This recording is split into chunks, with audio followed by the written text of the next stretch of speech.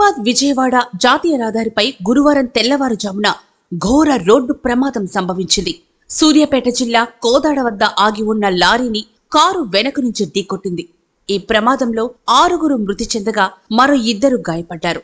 హైదరాబాద్ నుంచి విజయవాడకు వెళ్తూ ఉండగా కోదాడ దుర్గాపురం స్టేజ్ వద్ద ఈ దుర్ఘటన చోటు చేసుకుంది.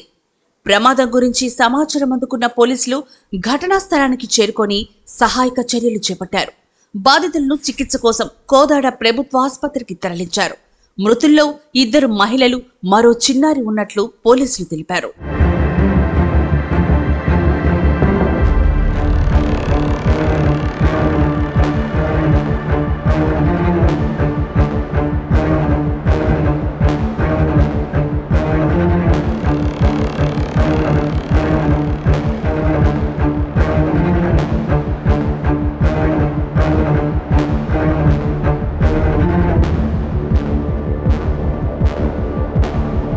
అతి వేగమే ప్రమాదానికి కారణమని పోలీసులు ప్రాథమికంగా నిర్ధారించారు. లారీ కింద ఇరుక్కుపోయిన కారును స్థానికుల సహాయంతో పోలీసులు బయటకు తీశారు.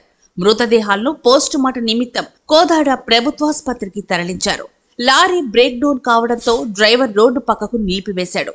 ఇదే సమయంలో హైదరాబాద్ నుంచి వస్తున్న కారు డ్రైవర్ వాహనాన్ని ఓవర్టేక్ చేసే సమయంలో లారీని గమనించకపోవడంతో బలంగా ఢీకొట్టాడు.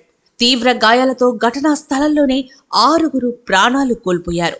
ప్రమాద సమయంలో కారులో మొత్తం 8 మంది ఉన్నట్లు అధికారులు వెల్లడించారు. 2 రోజుల క్రితం ఇదే తరహాలో మునగాల మండలం ముకుందాపురం స్టేజి వద్ద ప్రమాదం చోటు చేసుకోగా భార్యాభర్తలు 2 ప్రాణాలు కోల్పోయారు.